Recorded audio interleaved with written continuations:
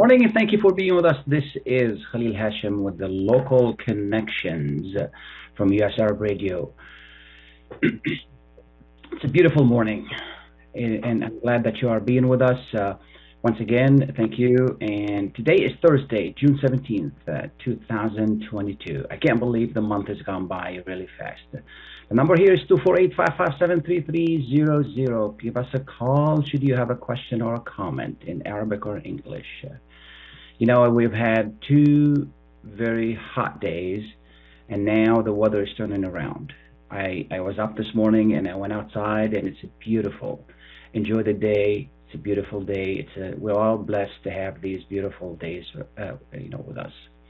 Temperature could reach around the 80, 83, 85, something like that. But it's going to be a beautiful day with God willing. You know, one of the biggest issues these days is inflation and prices. Everything is expensive. Gasoline, food, grocery, all the necessities.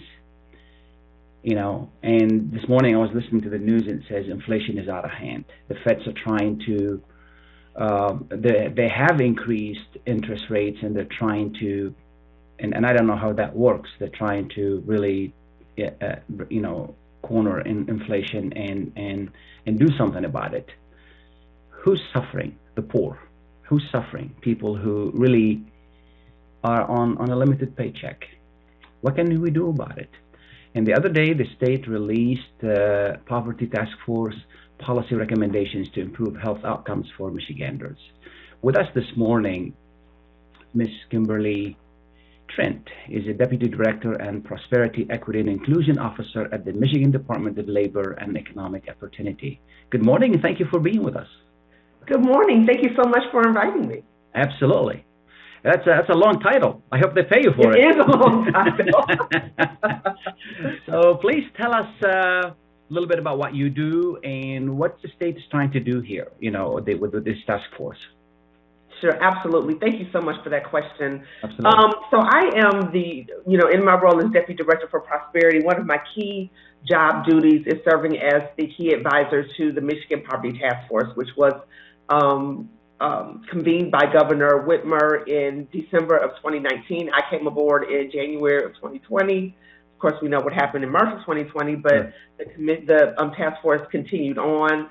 It's made up of 14 state department directors. So the original approach was to, harness all of the brain power of all of these state departments to try to really address poverty in a meaningful way. There really hadn't been a state collaborative, comprehensive effort to address poverty using all of our tools. So, in the past, I think that people have thought that, a couple of departments the purview of poverty, dealing with poverty was in the hands of the Michigan Department of Health and Human Services and my department, the Department of Labor and Economic Opportunity. Those were the two main departments. But really, we recognize that every state department has a role to play. When you talk about the Michigan State Police, obviously we're talking about criminal justice reform, how we're trying to give people a second chance. Just because you, made a poor decision at one point in your life, once you serve your debt to society, you should be able to re-enter society, and we should be giving you, a tool and a hand up so that you can succeed. Because if you don't succeed, it's not just going to hurt you, it's going to hurt the entire community. So really trying to be very comprehensive in our approach to dealing with poverty. And we have 29 recommendations that we came up with for this year's report, recommendations to the governor that we think will really be good levers to help lower Michigan's poverty rate. And the metric that we use is the ALICE rate, which is asset limited income constrained. So those working Michiganders who are not able to make ends meet. So it's not just the federal poverty guidelines, which are really low, which, really it's not even poverty, it's destitution. When you look at how the federal government frames what poverty is, we have a higher standard because we believe that we want to help not just Michiganders who are severely low income, but Michiganders who are having a hard time paying their bills because they work every day, but they still don't earn enough money to be successful. Let's put it in perspective. What kind of income we're talking about? 20,000, 30,000, for a family of 2 or 3? What, give us a little bit of an understanding what we're talking about. Right. So that's a really good question.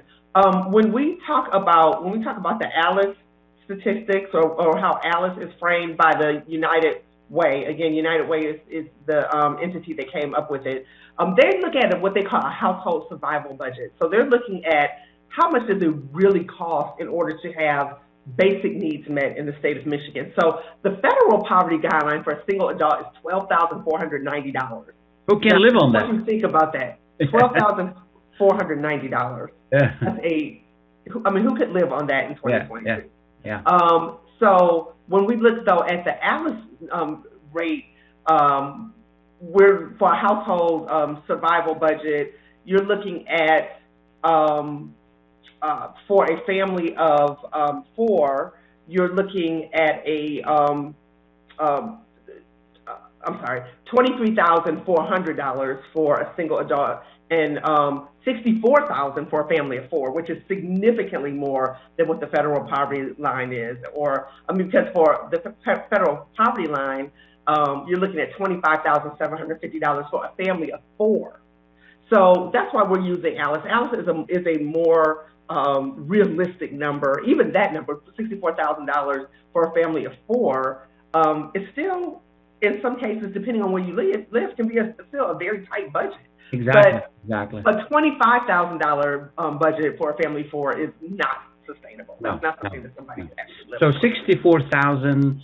If I have a family of 4 and I'm making 64,000 or less, what can I get? What kind of help can I get?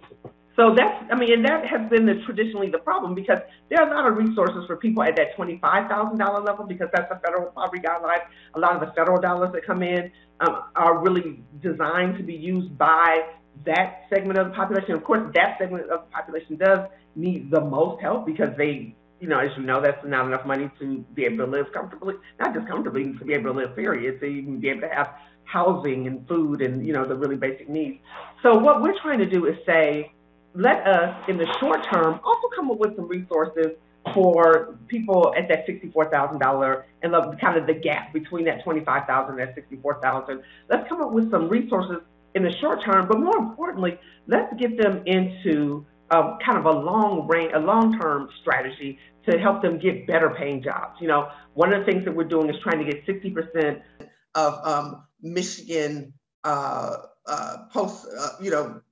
working adults to get a post-secondary credential, because the jobs of the future just demands that. It demands that you have some kind of training, that you have some kind of degree, that you have some kind of certificate to prove that you can handle 21st century work. The days where, like, my grandfather graduated from high school, got a job at Ford Motor Company, and retired 40 years later, was very solidly in the middle class, had the house, had the cabin up north, sent his kids to college, was able to do that. Those days are pretty much over. Those days where you don't, even to get a job on the line, you've got to have more training that you would have with just a high school diploma. So, we're trying to be realistic about what the jobs of the future are and what the jobs of the present are, and how we can match the need, what these employers need as far as workers, and the supply that we have of workers. So really trying to make sure that they are properly trained for those jobs. Absolutely. So now the recommendations have been made. What's next?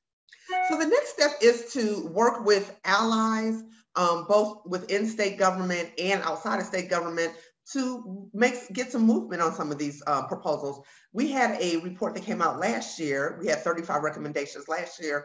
And of those 35 recommendations, we had about 14 that either were adopted or had significant movement. One of the things that is a high priority for me as a leader is raising the amount of our earned income tax credit match. Right now, the state matches about 6% of the federal earned income tax credit. It started off when we first got a state match at 20%. It got dropped down in 2011.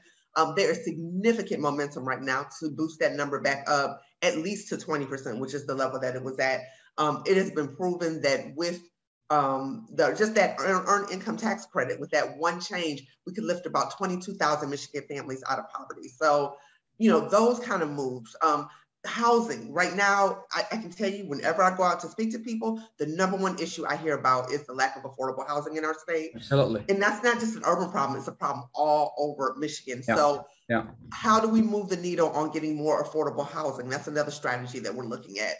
We have a number of strategies that we're looking at, and some of them, we have a kind of once in a lifetime opportunity because of all the federal dollars that have come in recent years. Unfortunately, some of those dollars have not moved at all in our state legislature. They've just been kind of sitting there. We got to get those dollars moving and out to the people who need them the most. Absolutely.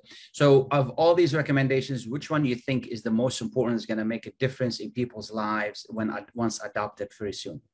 So again, what I see as my number one goal for the next few months at least is working to get the earned income tax credit increase passed. I mean, there's significant support for it. The business community is on board.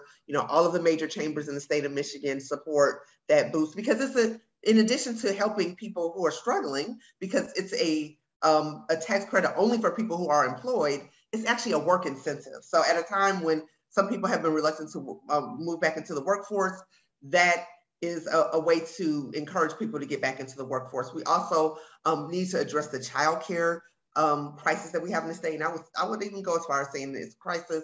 We don't have enough quality child care options. And that's also really impacting the number of parents who are able to go back to work. There are, sure. Even though we feel like we're in an endemic stage with COVID, as someone who had 2/3 of my personal household with COVID 2 weeks ago, I can tell you COVID is still very much a thing. When parents have a situation when they're sick, their kids are sick, there just need to be more options for them in this day and age, but not just with COVID, but just in general. Parents want to feel like they're leaving their kids with a quality child care provider, and we need to be doing more in the state to help that happen. Absolutely. Final thoughts. I just would encourage Michiganders to read the report, to become familiar with the Alice report, which is generated by the United Way. Both of those reports, I think, really kind of capture what the lived experiences are of struggling Michiganders, whether it's Michiganders who are at that federal poverty line, who really are not just struggling, but it's sometimes, just are not able to live a life of dignity in some ways because the money is so short. And then also for that Alice population, that population of people who work every day, but still aren't able to get kind of their basic needs met. We need to have short-term and long-term solutions to help them. And I'm really proud of the report because I think it does both of those things. Thank you so much. I appreciate you being with us, Ms. Trent. Thank you so much for the invitation. Thank you. We're going to take a short break. Please stay tuned. Live performances, concerts, music festivals, and hot jazz. Moments like these are made possible by the COVID-19 vaccine. So let's work together to continue to be safe and protect each other. Keep those concerts going. Keep the togetherness going by keeping yourself protected and your COVID-19 vaccines up to date.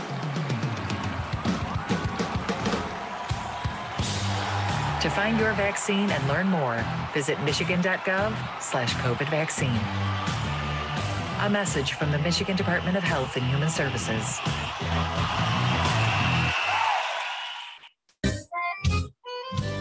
Are you going to start a restaurant or grocery store soon? Do you need floor plans and designs? Call Najee Abood at 734-744-9796. Do you want to buy kitchen and restaurant equipment at discount prices? Call Najee Abood now, 734-744-9796. New Concept Products and Design, the trademark of kitchen equipment. 5% discount on all purchases of $75,000 or more. New Concept Products and Design, new location, 31185 Schoolcraft in Livonia. Learn more at www.newconceptproducts.com.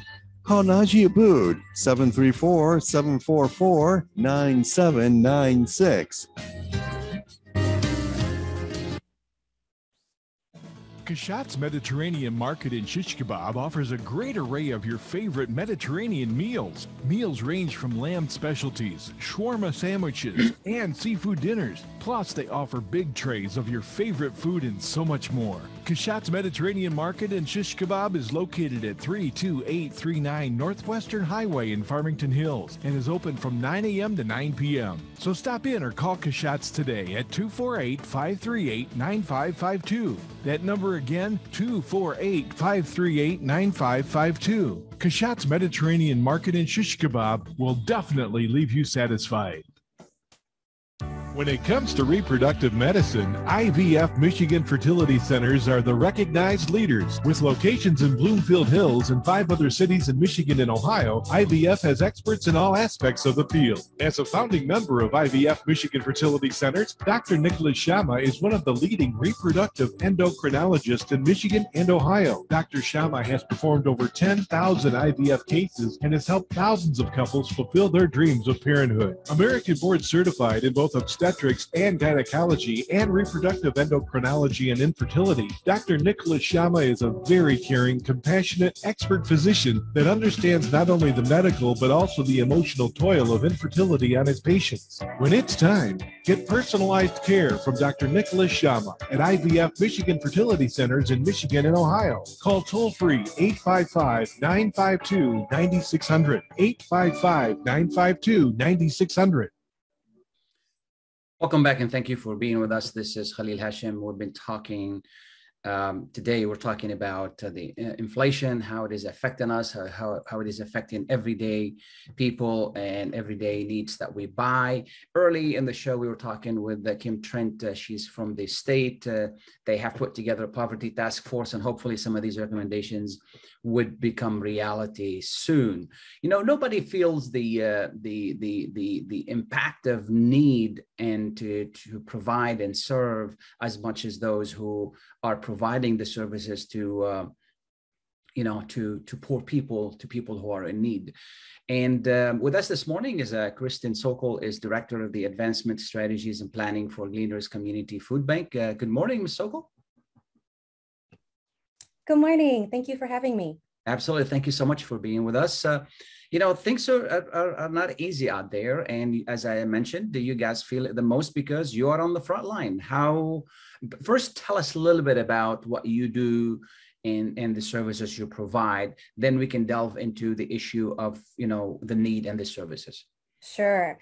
Yeah, since 1977, Gleaners has been that vital link between available nutritious food and, as you noted, those who need it most.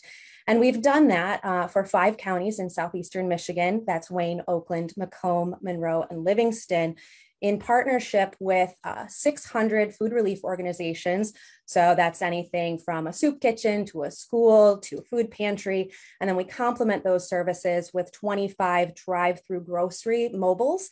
And that's mobile locations across Southeast Michigan where a household can come in their car, drive down the food line to get groceries put into their car, and then take them home to supplement what they have. Last year, we distributed 71 million pounds. It was a record for our organization. That's incredible. That's incredible. So, right now things are tough. Yeah. I'm sure you're seeing people for the first time come to you guys. How bad is it? Well, we had seen at the height of the pandemic, obviously, we had a lot of people coming to us, more than we ever had before. And then we started to see that stabilize. It was a little bit higher than before the pandemic, but still we had seen it stabilize earlier this year. And then when the food costs and gas prices converged into that significant expense for households in March, we saw an uptick in our services that weren't normal to our ebbs and flows in a monthly pattern. To our mobiles alone, we saw a 40% increase in attendance, and our partner network saw the same. That's sustained throughout April and May. So it is really hard out there. Yeah. So right now, fuel prices are pretty high. How are they affecting you? So luckily for us, we had some foresight to put in place a fueling station with our South campus that we secured a couple of years ago. And so we've been able to stabilize some of that some of that volatility in the market. But I will tell you, for the households coming to us, that's where our greatest concern is, because we're seeing more families come to us carpooling because they can't afford the gas to come and see us. And we're seeing more families move in with one another so that they can maximize their resources and minimize their expenses. So who can get help? Well, to be frank, anyone. If you are facing food insecurity, if you don't know where your next meal is coming from, come to see us. In fact, we know that so many folks wait too long to come and see us. They need the help, and we're there to provide it. So if any of your listeners or people they know need help, come and see us. Call 211 or visit Gleaners' website at gcfb.org. And we have a list of all of the sites that you can visit. And we also have partner agencies there that you can request help from. Absolutely. You know, as you mentioned something very important, that people wait to the last minute because there's some kind of a stigma about, you know, it's not me, I'm not poor. But at the end of the day, if specifically if there are children there, need it, you don't have to wait to spend your last dollar to go there. And do you guys take certain information, or what somebody needs to provide? So for our mobiles in particular, there's a brief intake process so we can learn a little bit more about our community and how to serve them best. But you don't need an appointment. If you see a distribution, come and see us. We'll make sure that you have food in your car.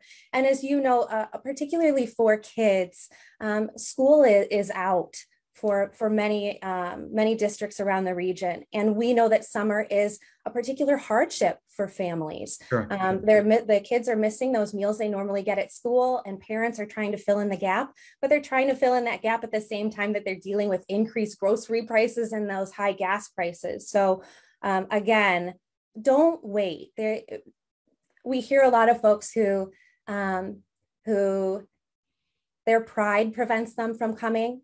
And you know, we take every step we can to make sure that it's a dignified experience for everyone, because the community is better when everyone is fed. Absolutely. And what do you provide? Food or grocery? What is it exactly you provide? Yeah, so shelf-stable items, produce. Many of our distributions offer fresh milk because that's something that families request. Produce and milk are some of the most expensive items at the grocery store, and one that families often have to cut first. So that's a priority for us in making sure that families have supplemental nutrition to what they have in their cupboards or perhaps don't have. Absolutely. We have a caller. Jerry, good morning. A quick question, please. Go ahead. Jerry, are you still with us? No, sorry, he left. Yeah, he'll call back. Okay, that's fine. That's fine. Thank you. I'm sorry about that, Jerry. Well, if please call back. How can we help you? Oh, this is the question that I love. There are a few different ways that listeners can help. One that I'm really excited about: every summer, in partnership with Citizens, we hold the Hunger-Free Summer campaign. And so every donation made to Gleaners until August 31st is matched by Citizens and other generous donors. So what that means to you is for every dollar you donate, it's worth 6 meals. So if you donated $10, you could feed a child lunch for 2 months. Yeah. And then the other way that folks can help is volunteering. We maximize our ability to get food out into the community by having volunteers help us pack food, help us distribute food. And so if you have some time and talent, please come and see us. Sounds good. Jerry is back. Jerry, what's your question? Thank you, Mr. Khalil Hachem, and happy Father's Day to you on Sunday. Thank you. And good morning to your guest. My question, Mr. Khalil Hachem, I heard from some sources, some people recommend the government, federal or the state, to issue some stamps similar to food stamp. They call it fuel stamps, to help the citizen to obtain gasoline who they are under the income. Sure. What your guest will say about this? I appreciate the answer, and thank you and have a nice day. Appreciate it. I don't think the food bank provides fuel or fuel stamps. This is a question is more directed toward our representatives in Congress or the federal government. I don't know if you have any information on it, but I doubt it. Go ahead, please. No, unfortunately, that's not subject matter I can cover. Yes, absolutely. How can people reach you? Very easy. You can go to gcfb.org, or you can just search Gleaners on Google, and that's the easiest way to get to us. By phone? By phone, I would actually really recommend going to the website, because then you have all the resources at your fingertips. And obviously we have the contact information by phone there if you need to supplement. Absolutely. Absolutely. Final thoughts? My final thought really is reinforcing something I said earlier, and that's don't wait. The community is better when everyone is fully fueled and ready to go, that kids are able to grow and thrive because they have the nutrition they need, that our colleagues can work to their greatest ability because they're not worried about where their next meal is coming from. And so if you need help, please, again, call 211 or go to our website. And if you can give help, please also go to our website at gcfb.org. That $10 can go really far. Thank you so much. We appreciate all you do and taking the time to be with us this morning. Oh, thank you for having me. Absolutely. And we're going to take a short break. Please stay tuned. Imagine you're on a train track, somewhere miles away. A train is headed your way. You can't see it yet, but it's coming, slowly but surely. If you have prediabetes or you're at risk for type 2 diabetes, you may be on the wrong track, and diabetes could be heading your way. Bit by bit, the danger is getting closer and closer. So should you stay on the track you're on now or move to make a change and reduce your risk? If you have prediabetes or you're at risk for type 2 diabetes, you may qualify for the National Diabetes Prevention Program in your local community. This one-year program could be the ongoing support you need to put you on the right track. Not only did participants lose weight, they cut their risk of type 2 diabetes in half. Ready to get on board for a healthier future? Learn more about the National Diabetes Prevention Program and what else you can do to manage and prevent diabetes at michigan.gov/diabetes. A message from the Michigan Department of Health and Human Services. At Top Rehab Physical Therapy Clinic in Dearborn, we provide effective physical therapy sessions in order to limit pain and discomfort. Top Rehab provides physical therapy care for any diagnosis prescribed by a physician, and we regularly see and treat conditions such as stroke, TMJ, fibromyalgia, sciatica, joint pain, and more. We use a variety of pain management methods, including modalities, soft tissue mobilization, and therapeutic exercise. If you're in need of physical rehabilitation or physical therapy, get the highest quality health care at Top Rehab. Most insurance is accepted, and we're open Monday, Wednesday, and Friday 8 to 6, Tuesday and Thursday 8 to 5, and Saturday 10 till 2. Call for an appointment today at 313-846-0555. That's 313-846-0555. Choose Top Rehab Physical Therapy Clinic on Michigan Avenue in Dearborn. Life's too short to be in pain. Ziyad brand. Quality products from our family to yours. Ziyad Brothers Importing offers the finest quality products, including brands like Sultan, Kraft, Nestle, Hook, Rico Picon, Donna, and many more. Ask your retailer to carry these fine products because you deserve the very best. For more information, visit our website at www.ziyad.com. That's www.ziyad.com. Ziyad, quality products from our family to yours. Are your hands feeling numb? Do you feel pain opening up a jar, turning a key? Are you noticing that your elbow and your shoulder are becoming stiff? Or were you recently injured in your arm? Hello, I'm Dr. Albajit Katranji, and at the Katranji Hand Center, which just recently opened down the street from the Somerset Mall, we can provide you with the latest in hand, wrist, elbow, and shoulder care. Visit us at www.katranjihandcenter.com to learn the latest techniques that we have to offer you, and I look forward to taking care of you. Visit us in Troy at 1565 West Big Beaver Road, Building F, or call Katranji Hand Center for an appointment at 248-869-4263. That's 248-869-4263.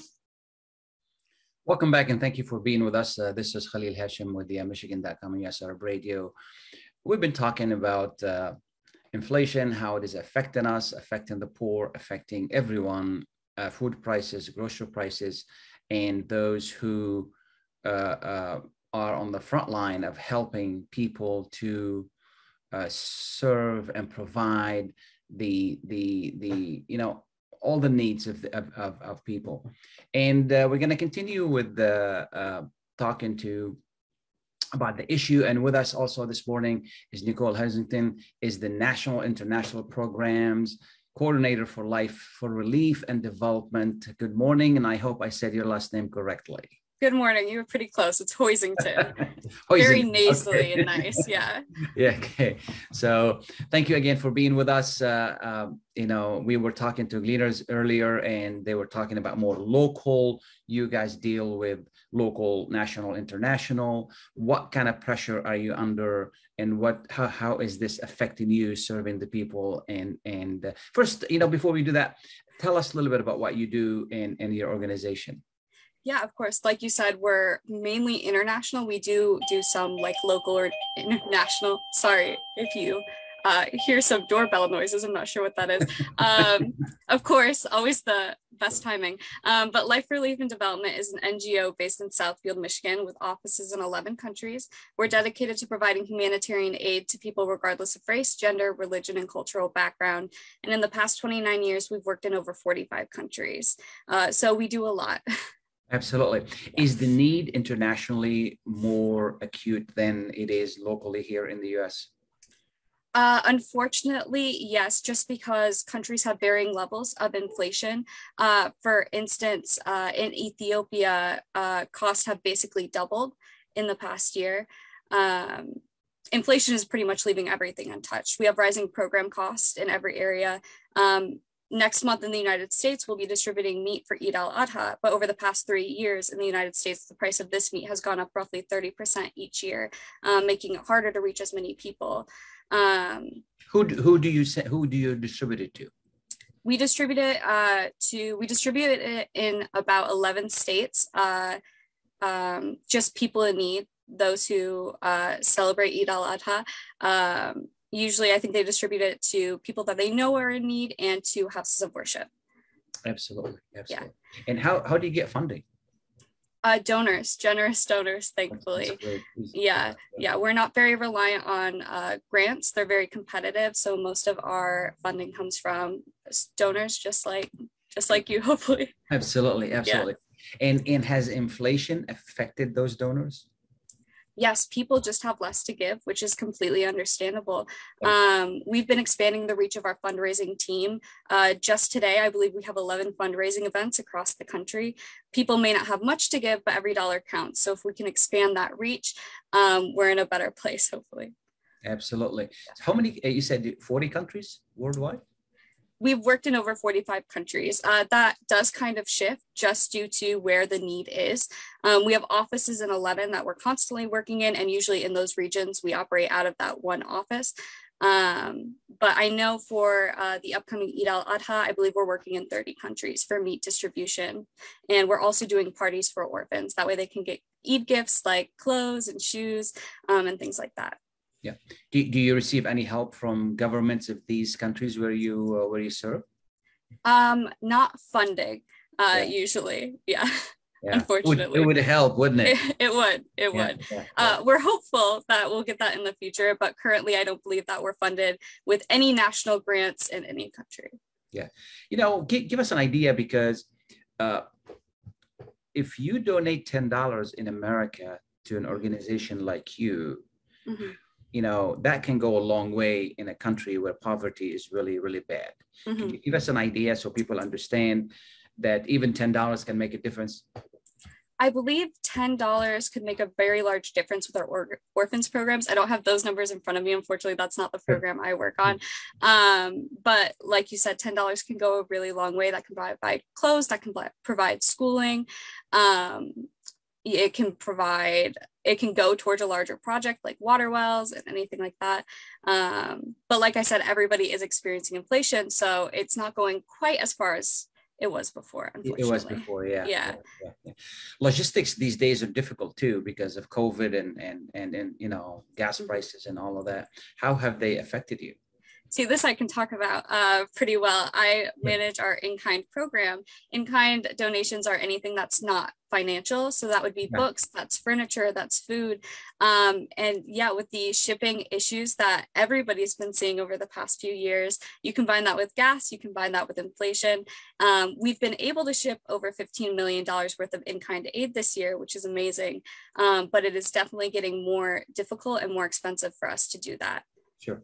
And these products you're talking about shipping InKind, what are they? Like I said, it varies. In the US, most of our InKind is furniture, gently used furniture. In international, it can be food. We just did a large shipment of books to Sierra Leone that was distributed to many different schools. Actually, it had a great impact. It can be medical equipment. That's a huge one. It really varies, but I think those would be the three biggest ones. Do you also deal with clothings? We do not usually. There are just sometimes a lot of custom issues with like used clothing. So if we do distribute InKind clothing, it's usually part of a back to school program or this Eid al-Adha party coming up for the orphans. Sure. But we have shipped coats that were donated to us from PETA. Fur coats. We've been able to distribute those to refugees. I can't remember the exact country, but that's pretty much the only area we deal with InKind clothes. Absolutely. How about medical, medications? Medications, they do get tricky, again, due to customs, and usually medications that are being donated to NGOs have a short expiration date, and many countries have restrictions on what you can import and the expiration dates on those medications.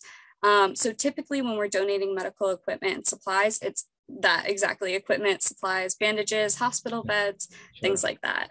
Yeah, because when I travel overseas, the biggest thing they need are medication, specifically antibiotics and things like that. And as you said, these are very sensitive, and then you're dealing with the rights and all of these other legal issues that hinder you from really delivering on time. Yes, yeah, it can get tricky. Yeah. So here in the US, you said you deliver furniture. Yeah, this is actually a project I actually really love, so I'm glad I have the opportunity to talk about it. Just this year alone, we've donated $7 million of gently used office and school furniture. This furniture goes to organizations like Habitat for Humanity Restores and thrift stores operated by different nonprofits like Teen and Adult Challenges. So these nonprofits will sell this gently used furniture in the thrift stores, and then those profits will go directly back into the organization. So the community benefits because they have this gently used furniture. The organization benefits because that covers a lot of their overhead costs and things like that. It's a program I do really love. So thank you. Absolutely. Yeah. So how do we donate to you if we have office furniture or gently used furniture? Well, our furniture goes through a different organization that collects it from companies and schools. So we don't usually accept the individual pieces because then it gets difficult with quality, everything like that. So generally if you're completely revamping your school or office, you can reach out to us and we'll see what we can do. But if it's just an old desk, unfortunately, probably your local, maybe Goodwill or Habitat Restores, the better option. Salvation Army or other places that can pick it up. Now, how can people reach you if they want to provide help? Because the best help anybody can give you is money. Yeah, money is easy to convert into anything. It really is. People needs to reach how they can reach you. Yeah, of course. You can find us at lifeusa.org if you have any questions, or we have 1-800-827-3543 if you want to find out more, or if you so generously want to donate. Absolutely. And you are tax exempt, meaning that people, if they donate to you, they can use that on their, deduction on their taxes. Yes, sir. Yeah. Absolutely. Any final thoughts? Anything that I didn't ask you that people need to know? No, I think that covers most of it. We'd appreciate any generous donations if you have it. But also, everybody's struggling with this inflation. So take care of yourself. Yeah. Absolutely. Yeah. Thank you so much for taking the time to be with us. We really appreciate it. And we appreciate all you do, serving people in need. Yeah. Thank you so much for having me. Have a great morning. You too. We're going to take a short break. Please stay tuned. Life is a nonprofit charity that's provided humanitarian aid and development to people and communities for over 25 years, regardless of race, color, religion, or cultural background. When disaster occurs here or around the world, Life for Relief and Development rushes in to provide food, medical aid, and shelter to those in need. Please help improve these efforts. Make your tax-deductible donation to Life now at lifeusa.org or call 248-424-7493. Enjoy the first Syrian-style cuisine in Michigan. At Dhamas Cuisine and Catering, you'll find a wide selection of Syrian foods and sweets in our menu, like frikeh, hoisin, grape leaves with steak, mishawi platter, hot mahashi, char-grilled kebab, shawarma, and much more. Get super fast delivery from Dhamas Cuisine and Catering right to your door. Order online at dhamascuisine.com/menu and track your order live. Dhamas Cuisine and Catering, 28841 Orchard Lake Road in Farmington Hills. Call 248-987-4985. When you're looking for the best in optical care, Dr. Iman Nakashi is your doctor to see. With years of experience and thousands of successful procedures performed, you can trust your eyes to Dr. Iman Nakashi. See Dr. Iman Nakashi and his professional staff for your eye care needs. There's 2 locations to serve you. In Hazel Park, call 248-336-3937. 248-336-3937. In Rochester Hills, call 248-299-3937. That's 248-299-3937. Get ready for an amazing experience at Ishtar Restaurant on 15 Mile Road in Sterling Heights. Enjoy excellent hospitality from owners Ali Al-Baghdadi and Fatty Bottom, serving the best in Mediterranean food. Try Chef Ali Al-Baghdadi's famous shawarma, the best Iraqi grills and food, and the best Arabic and international dishes. Dine in our authentic atmosphere or take out. Call 586-698-2585 or check us out on Facebook. Ishtar Restaurant practices all CDC guidelines and is open every day 11 a.m. to 10 p.m. Have an amazing experience today at Ishtar Restaurant, 3625 15 Mile Road, Sterling Heights. Welcome back and thank you for being with us. This is Khalil Hachem. I just want to take a moment to thank our guests today for being with us, Ms. Trent, Ms. Sokul, and Ms. Hoisington. It's not easy to deal with this inflation and day in and day out, specifically if you have a family, specifically if you have to provide for other people. While we're on commercial, I just looked up very quickly to share with you a few tips on what we can do to save money. I mean, we're fortunate we live in a place where we can still get a lot of help. The state provides help for people in need. The federal government does, and there Gleaners here. There's Life for Relief. There are a lot of local organizations that provide a lot of help. It's all you have to do is just go there and get it. Okay. All you have to do is there are a lot of jobs out there. You can get a job. Sometimes it's not easy. I understand. And life is not easy. So I really understand that. But we're fortunate we live in a country where we can get some help. Maybe it's not the help we want, but we can get some help. I think the biggest help that the government can give us, or we can, as a country, we can come together to really learn from these tough days, and that is if we can fix the healthcare system, because that is a much bigger issue than we can talk about it at another time. And I did look up some, a little bit of information to share with you on how can we save little money, because little money can go a long way, and it's a matter of a habit. If we get into a good habit of savings, it's a good thing. And it says take full advantage of promotions and stock up on freezer and pantries. So always when you're buying, if things have a long shelf life, and then you're using it and consuming it more, if you're buying more of it, you're gonna save money. Stick with discount stores such as Costco and others. And this is not a commercial for Costco, but this is just an example. Okay, so going to Costco, you also need to be aware, because anytime I go there, I always end up spending $100, $200, $300. Is there a long-term saving? Yes, specifically on items. If you're buying what you need and if you're buying items that's not going to go, that does not have a shelf life, you're going to save money on that. One trick I found about going to Costco on any other places that I go to shop is if you put together a list, this is what I need, and these are the priorities I need. And if you stick to that risk, because it's very difficult to bypass the marketing gimmicks that they do at these stores, and how they put the other stuff in your face and make them very tempting to buy, and before you know it, you're $200-300 on the at the cash register.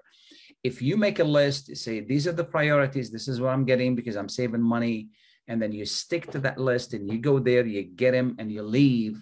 Okay, don't go hungry. Don't take your kids with you, and just go there more like a business. Like, here's what I need: 1, 2, 3, 4. Don't be tempted by the other stuff. Don't be tempted by the stuff that smells really good at the island, and you end up getting a box of this and a box of that.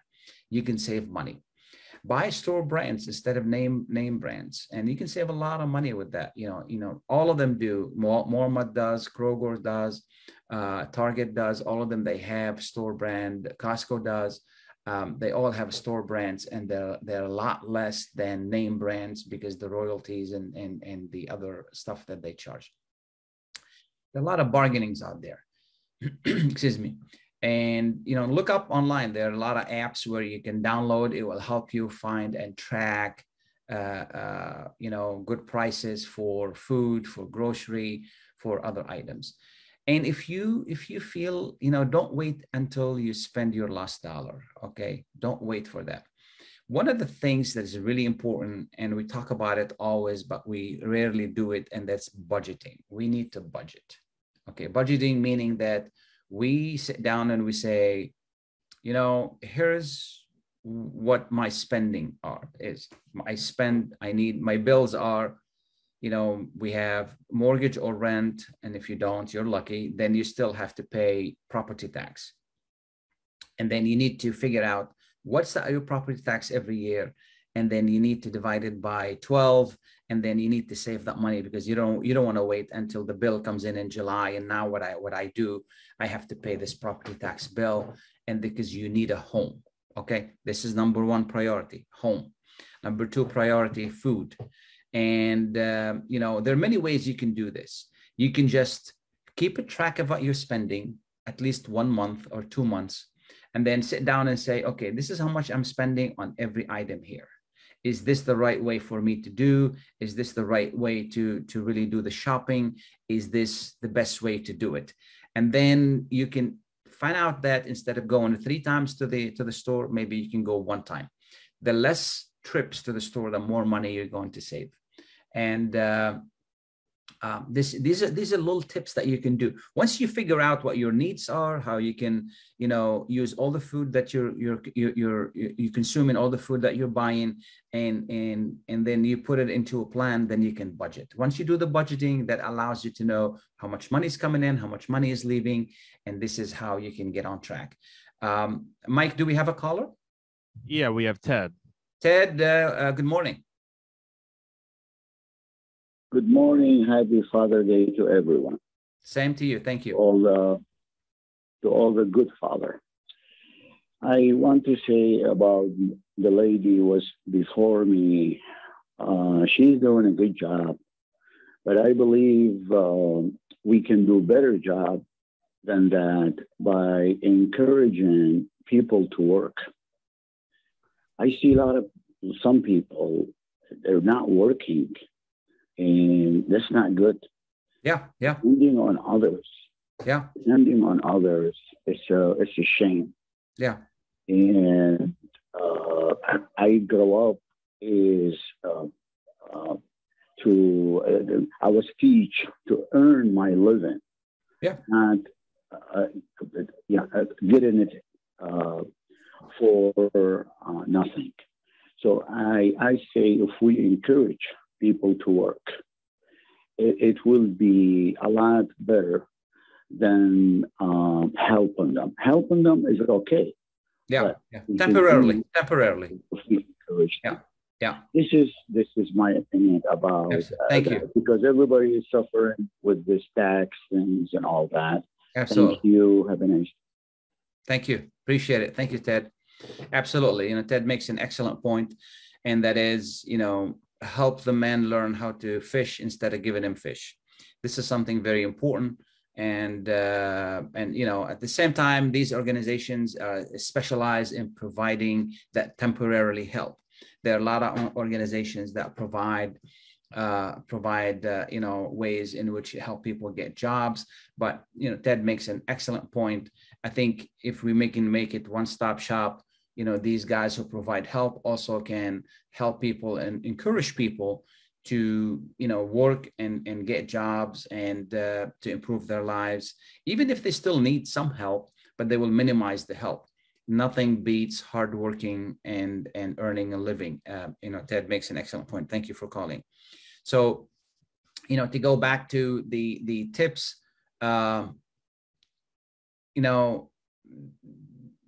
we all have backyards, and I know that a lot of people think it's a lot of work. Actually, it's not.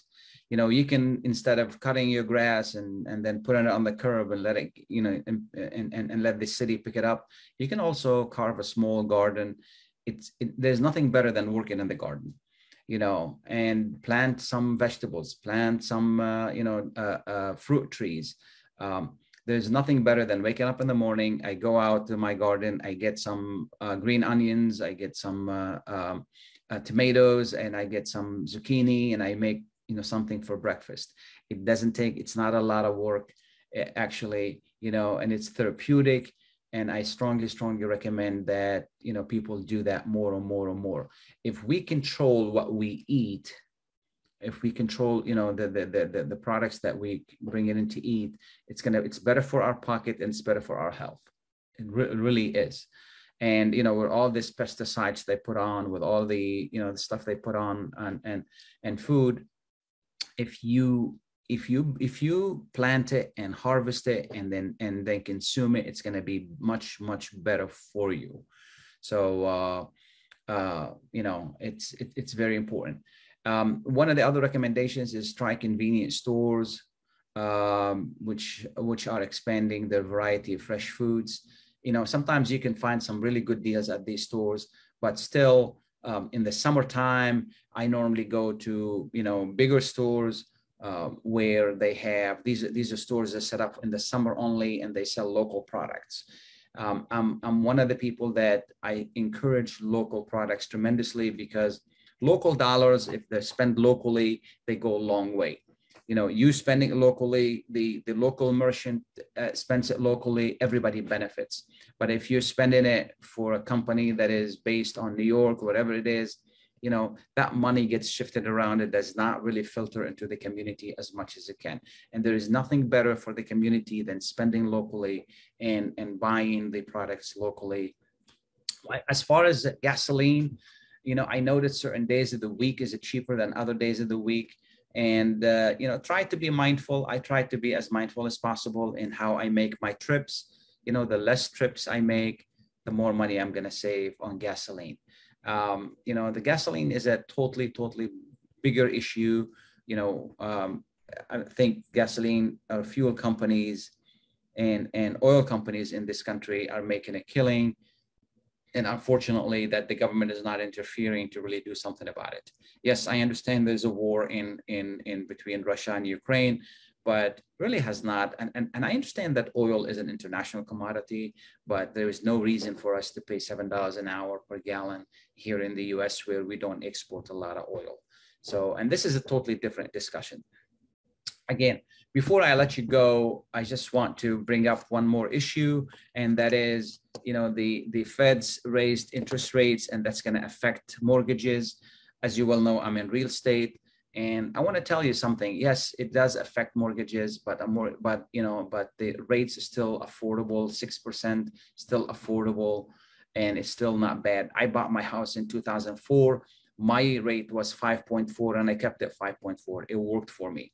Now, if you buy today and then you end up, living in a home, even if your rate is high, rate's going to go down, maybe a year from now, 2 years from now. You can always refinance and get a better rate. But if you are in a position to buy today, you should not wait, because buying is better than rent. Rent prices are horrible. Okay, horrible. Your mortgage will be in some cases half of what you pay for rent. Okay, so, and rent is 100%, meaning that if 6% the mortgage rates right now, rent is 100% because you're not benefiting from that rent at all. If you're in a position to buy, don't wait. If you have a property to sell, don't wait either, because this is still a good time to sell. We don't have enough homes on the market. And since we don't, there's still seller's market, which means you still can get a good price for your home.